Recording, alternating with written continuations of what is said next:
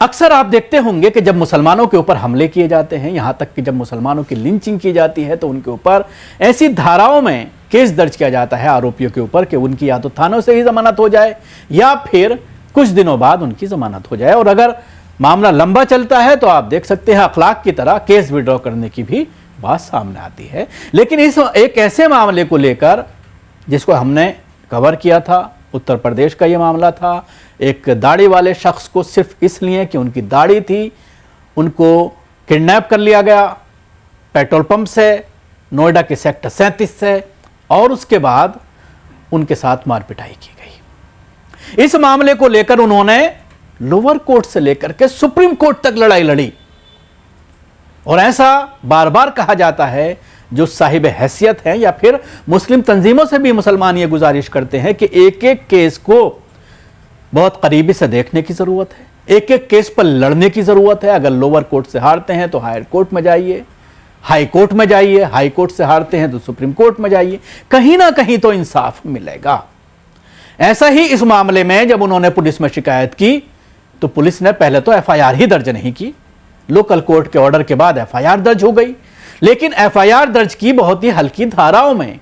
इस मामले को लेकर पीड़ित लगातार कोर्ट से लड़ाई लड़ते हुए सुप्रीम कोर्ट तक पहुंचे और सुप्रीम कोर्ट ने नफरत भरे हमले से जुड़े एक इस मामले में हल्की धाराएं लगाने के लिए यूपी सरकार को कड़ी फटकार लगाई है। कोर्ट ने साफ तौर पर पूछा है कि जब मामला धार्मिक पहचान से जुड़ी हिंसा और धार्मिक भावनाओं को ठेस पहुंचाने का था तो फिर भारतीय दंड संहिता की कड़ी और ज्यादा सही धाराएं क्यों नहीं लगाई गई। दरअसल 2021 में अहमद शेरवानी नाम के एक शख्स पर एक हिंदू संगठन के सदस्यों ने हमला किया था, जिन्होंने उसकी दाढ़ी खींची और उसे बुरी तरह से पीटा। इस घटना को लेकर सुप्रीम कोर्ट में एक याचिका दायर की गई थी। इस याचिका की सुनवाई के दौरान पीड़ित ने आरोप लगाया कि हमला उसकी धार्मिक पहचान की वजह से किया गया था, लेकिन पुलिस ने इसे हेड क्राइम के तौर पर रजिस्टर्ड नहीं किया। याचिकाकर्ता ने कोर्ट को बताया कि राज्य सरकार लगातार हेड क्राइम से संबंधित धाराओं के तहत एफआईआर दर्ज करने से मना कर रही है। इस मामले की सुनवाई जस्टिस वी रामा सुब्रमण्यम और संदीप मेहता की बेंच ने की। सुनवाई के दौरान सुप्रीम कोर्ट ने कहा कि ऐसे मामलों में सही धाराएं न लगाने से न सिर्फ जांच कमजोर होती है बल्कि पीड़ित के अधिकार पर भी असर पड़ता है। पीड़ित अहमद शेरवानी की ओर से पेश हुए सीनियर वकील हुजैफा अहमदी ने दलील दी कि हालांकि कोर्ट के अधिकारियों को केस डायरी पेश करने का निर्देश देने के बाद एफआईआर दर्ज की गई थी, लेकिन इसमें हेड क्राइम से संबंधित धाराएं शामिल नहीं थी। उन्होंने कहा कि यह कोई अकेली घटना नहीं है बल्कि ऐसे हमले बार बार हो रहे थे और प्रशासन उन्हें गंभीरता से नहीं ले रही थी।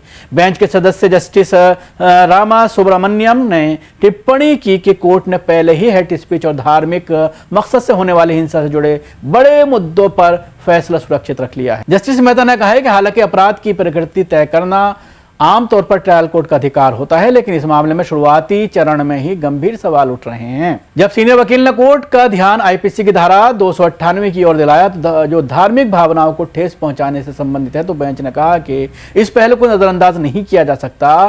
कोर्ट ने यह भी कहा है कि राज्य सरकार ने पहले जांच अधिकारी के कथित दुर्व्यवहार के बारे में शिकायत दर्ज करने का संकेत दिया था और अब इस संबंध में अनुशासनात्मक कार्रवाई का सुझाव दिया है। याचिकाकर्ता ने अपनी याचिका में निष्पक्ष जांच की मांग की और उन पुलिस अधिकारियों के खिलाफ भी कार्रवाई की मांग की जिन्होंने उनकी शिकायत को सही कानूनी धाराओं के तहत दर्ज नहीं किया।